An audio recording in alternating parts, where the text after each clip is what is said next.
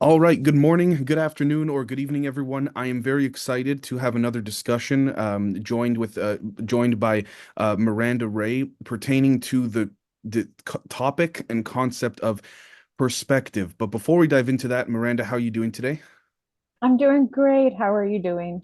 I'm doing good, thank you. So, I know that we come from different walks of life in terms of the things that we do, but the way that we have been able to, the response we've gotten from the audience, both on the members side and on the public side, has really been very encouraging with regards to the insights that you have provided, whether you may have realized it or not. With that said, today's discussion is going to be a discussion on perspective. Now, this is where it gets really interesting with regards to perspective, because I think that whether we take a physics approach or whether we take a metaphysical approach, we're going to find a lot of topics that are inherently intertwined. Is there anything that you wanted to bring up first before I sort of I ran with things and share my screen here? First off, I'm super excited that the response has been good. I think it's really refreshing because I don't come from a science background, and so to have people from your audience be receptive and um, find what I have to say interesting, that's wonderful. So I'm very pleased, and I appreciate you having these discussions with me. Um, the first thing that comes to mind when we talk about perspectives, I immediately go back to an early experience that I had with my guides, and I was very frustrated with something. And I was like, I don't understand. Why is this not working the way that I would like it to? Or shouldn't it be just this direct A, B, C um, kind of a trajectory or trajectory? And they said, whoa, slow down, slow down. And they said, you're looking at things from a very small perspective, your perspective. And they said, zoom out. Whenever things get confusing, zoom out. And they said, remember the eagle. Eagle teaches you to look at things from the eagle eye view. So being able to see things from above and seeing other people's perspectives. So when you started talking about perspectives, I thought, oh man, this is going to be interesting. Sounds good. So, with that said, let's dive into something here that I find is inherently intertwined with both of our fields of work, and in addition to what others can also pick up on as well, maybe in ways that we may not notice while we're presently recording. However, this is an article from Scientific American titled How Geometry Revealed Quantum Memory. The unexpected discovery of a geometric phase shows how math and physics are tightly intertwined. Now, I would argue that it's both math, physics, and metaphysics, but we take this with a grain of salt because of where it's being who's publishing this. However, one thing that I wanted to find that I wanted to point out that I found very interesting is that, and I quote here, mathematics offers all sorts of surprises, such as the Banach-Tarski paradox, which states that you can double a sphere almost magically, or the fact that there are infinitely many different infinities. Now, what's interesting about this is if we go down here to the part of the article that is titled, Nothing Should Actually Happen.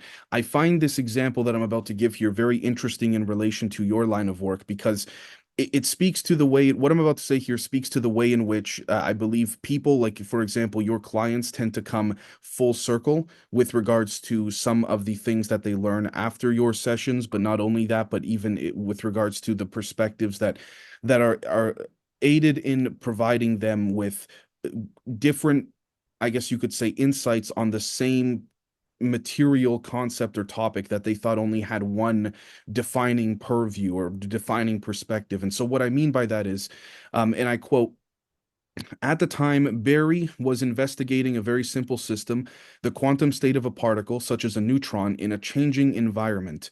Now, what's interesting about this is that we'll find here, and I quote, Berry used mathematical means to investigate what would happen to the neutron if the direction of the magnetic field changed slowly. According to the so-called adiabatic theorem, which was introduced in the early 20th century, the quantum properties of the particle should not change as a result. Its energy, momentum, mass, and spin remain the same. Now, what's interesting about this is that If you slowly turn the direction of the magnetic field and then move it back in the original direction, this action should in principle not actually change anything. And I quote, that at any rate was the prevalent opinion amongst physicists for many years. But a change on the phase of a wave function was overlooked. Now, end quote. Now, I'm going to continue to quote here a little more just to give a full breakdown of what I'm trying to convey here. However, as Berry recognized in his calculations, a slow change in the magnetic field causes the wave function of the neutron to rotate by a certain phase. This means that the wave function of the particle shows what happened in the past. Further, Berry recognized that this phase does not only occur in the special case of a particle in a magnetic field, various situations in which a quantum system is slowly changed and then returned to its original conditions leave traces in the wave function. Now, these functions behave like water waves. If the troghs and peaks align, they strengthen each other. If, on the other hand, they're shifted against each other, they can weaken or die out completely. These phenomena are known as constructive or destructive interference, respectively. Now, what's interesting about this is that if we continue to go down here, it speaks to this notion of essentially walking on a sphere. So if you started at this where we see where my mouse is here, where it says starting point, and then you walked a straight line to this part, and then you were to continue to walk the straight line and then return, you'll find that the actually you move in a new direction without turning your own body. And so this speaks to me, in my opinion, about the concept of perspective, where people think that if this starting point here is the initial beginning point of any one task or any one subject of discussion or thought or anything having to do with the anxiety and whatnot, people immediately assume that by starting a journey that would help them explore and break down some of that underlying concern about whatever they're focusing on may only bring them back to the starting point without learning anything new. But I think it's interesting to note that through your line of work, it has been shown and demonstrated that by going through certain processes, even if people think they already know they've gone through it, or if they've gone through it by themselves in the past and whatnot, they think that they will end up back at the starting point or where they started with nothing new learned. Now, the question becomes to me, in the case of this example where a person moves in a new direction without turning their body, but they end up at the starting point from where they started at a different orientation, does that orientation perhaps represent a change in perspective that could then be metaphorically applied to what you do, for example?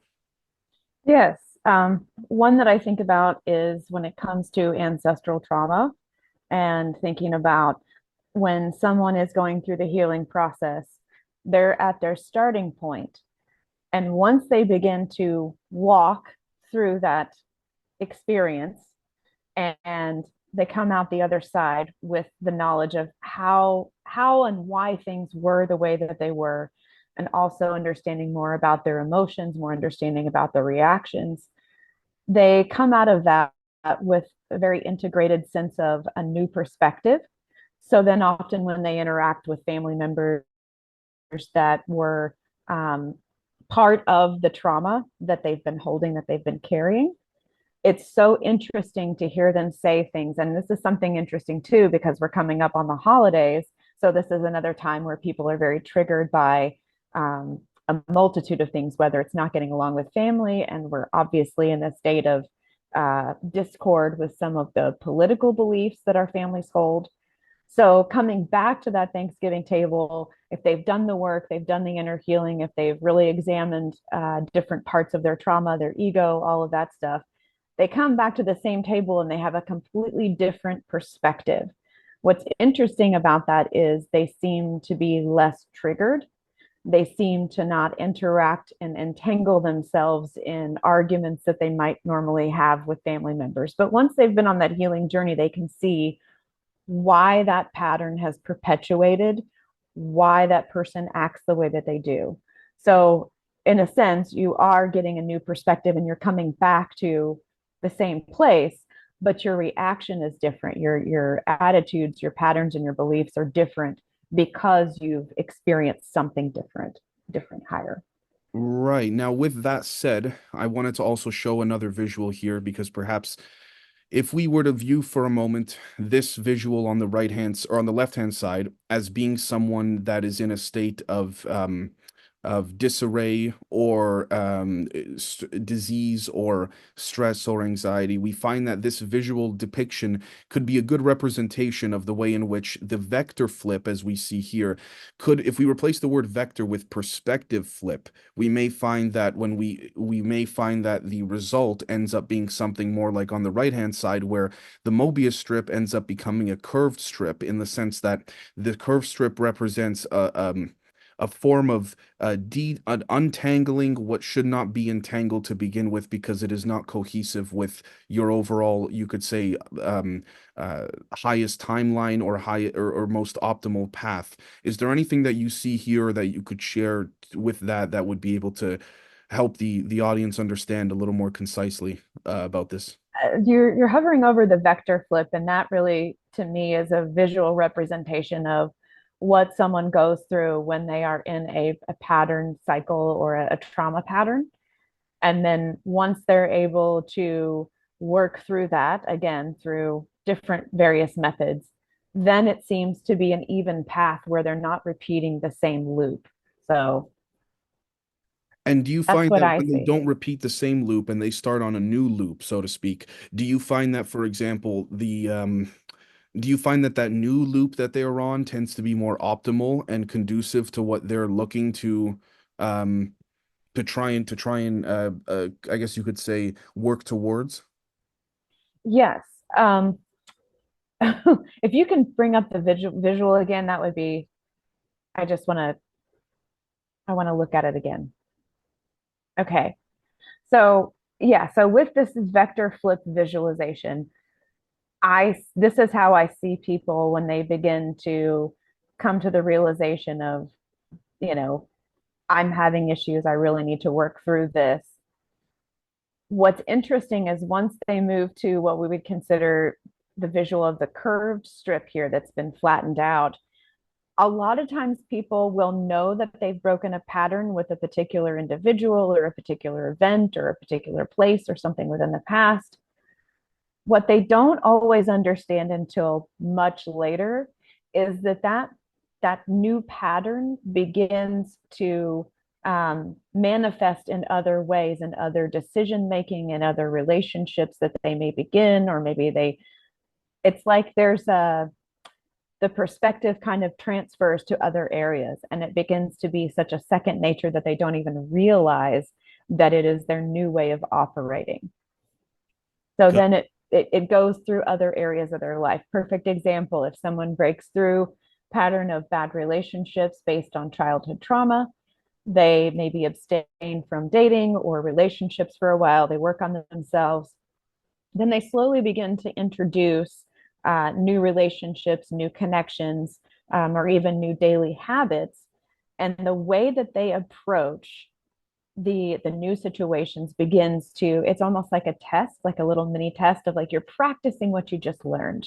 You're practicing what you learned from childhood trauma, and now you're applying it to all other areas of your life.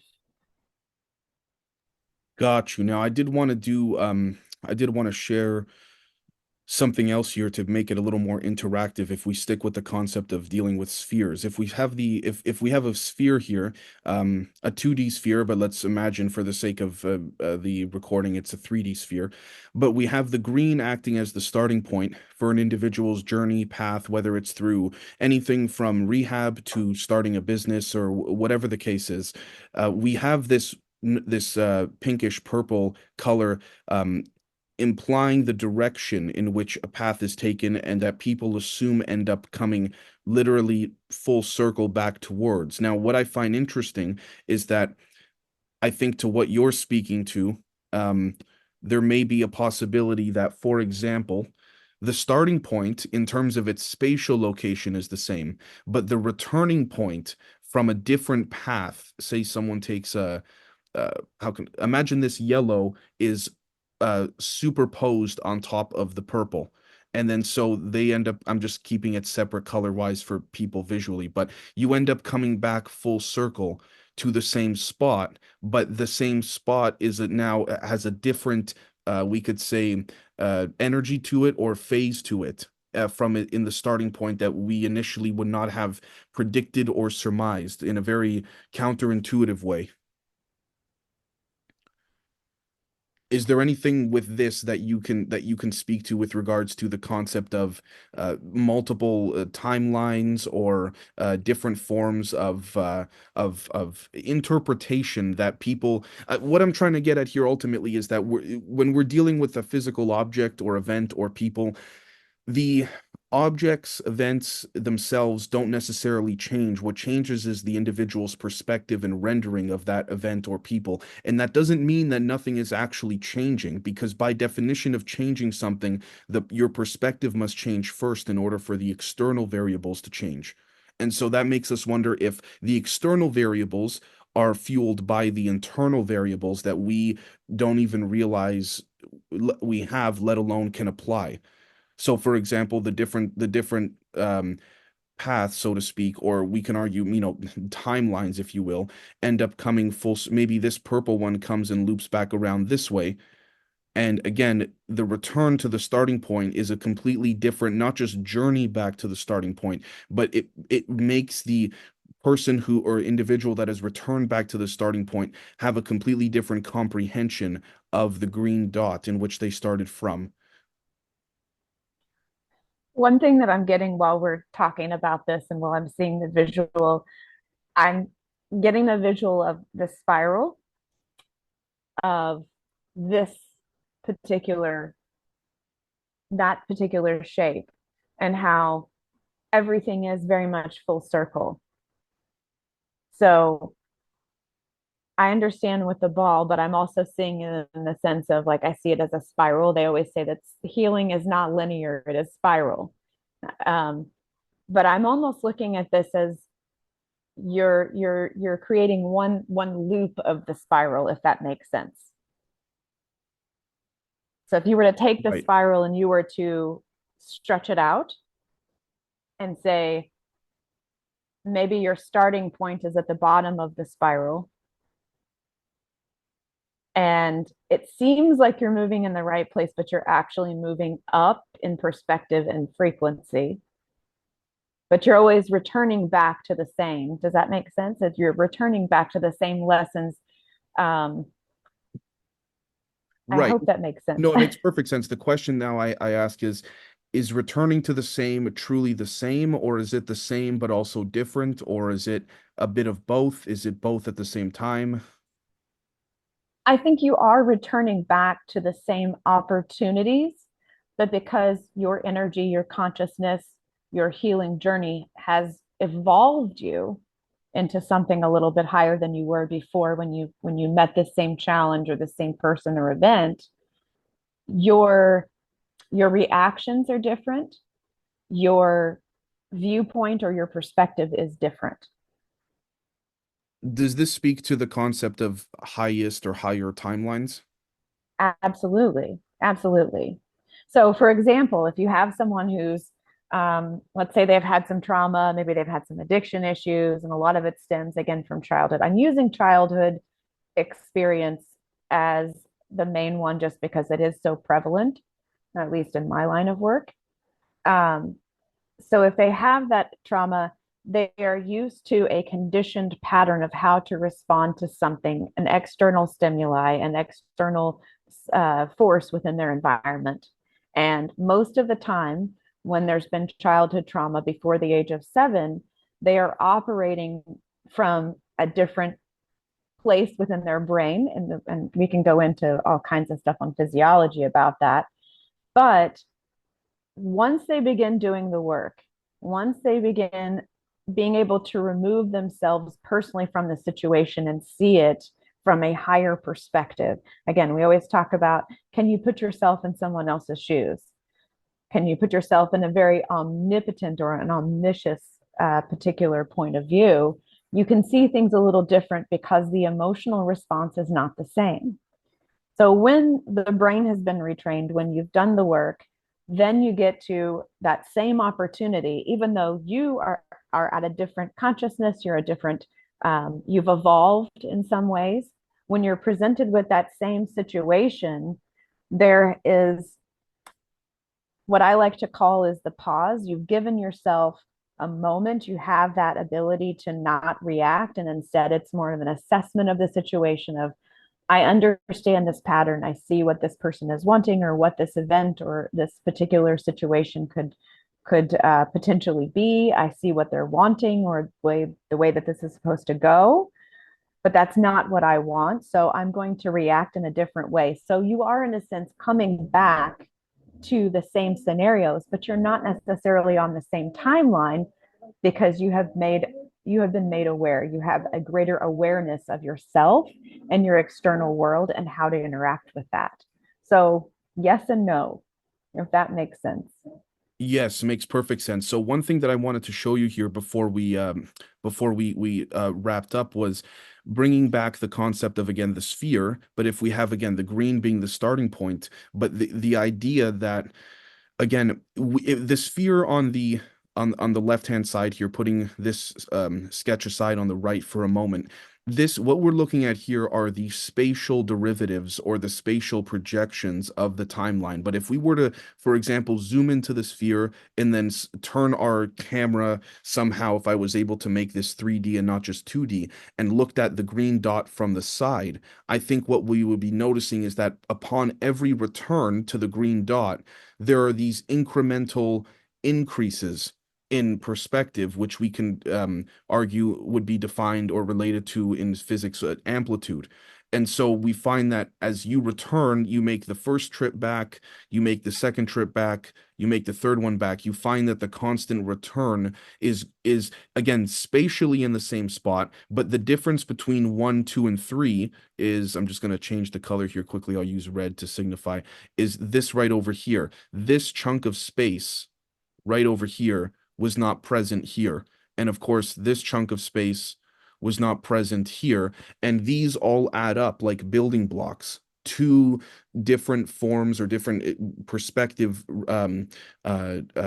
relations that all come together. That if we were to zoom out, this in and of itself, we can argue, would be one big green dot. That would be the starting point that we zoomed in on, if that makes sense. And I Yes. think this image here seems to be a good representation of that. If we think of the black line going through all of the curves here as the starting point or the green dot, but we find that each curve represents a return back to the starting point.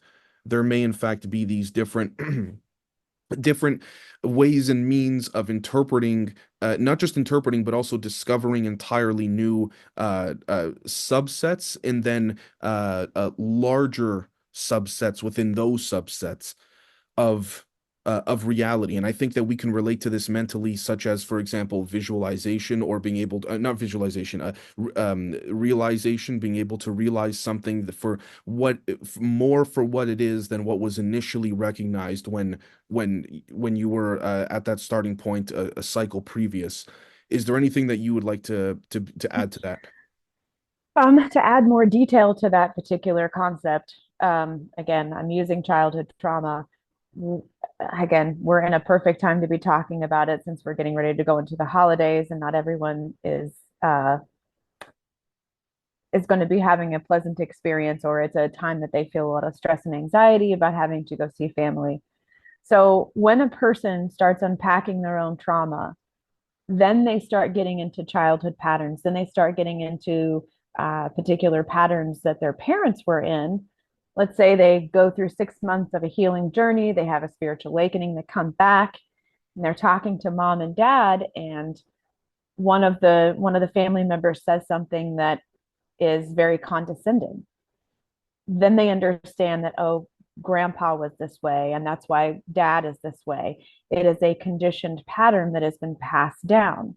So once they recognize the pattern, their Can I just jump experience, in quickly to ask you yeah, yeah, yeah, a condition pattern that, for example, grandpa or dad in this example did not get to these points, for example? exactly. Right, So okay.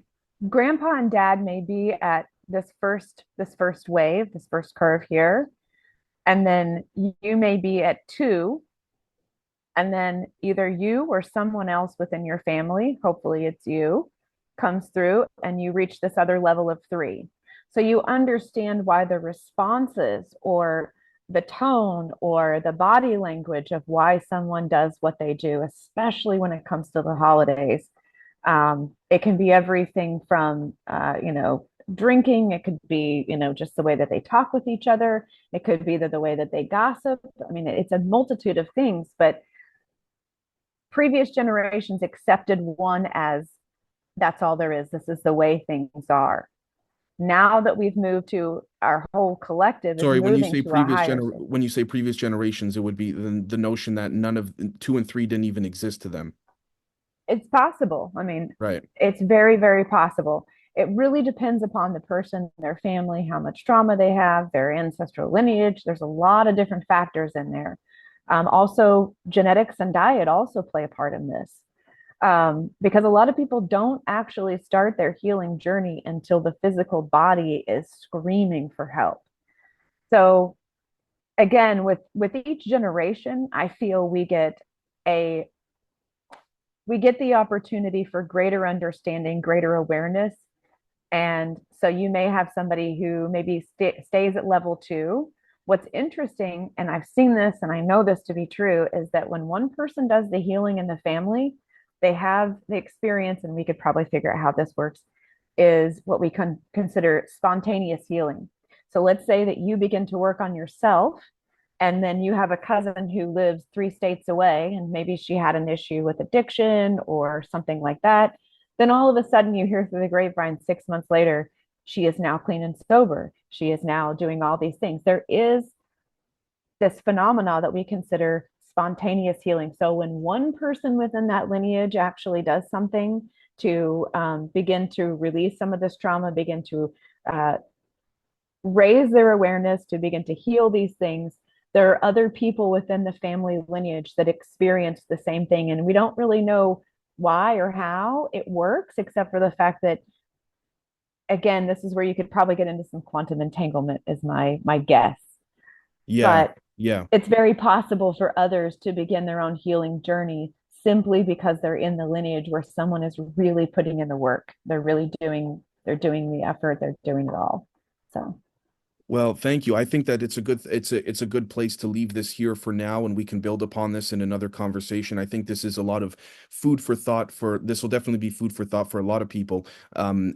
Just wanted to see if there's anything you wanted to tell the audience with regards to where you can be found, where your website can be found, and so on and so forth. website is Golden Thread Healing Arts. I am on YouTube. I am on Instagram, and I also have a locals podcast group Sorry, there, or goldenthreadhealingarts.com, right? goldenthreadhealingarts.com. Yes. And sorry, you also have you said Instagram. Instagram, YouTube, and I have my website. So Awesome. Well, thank you so much again for coming on. This was a great conversation, and I hope that this helps those that are going to be watching and listening to this. For those listening, I encourage to turn this on YouTube or on the Patreon where you could see the video because the visuals should really help a lot of this. But I want to thank everyone that is going to be tuning into this, and we will catch all of you very, very soon. Thank you so much, and thank you again for coming on. thank you for having me.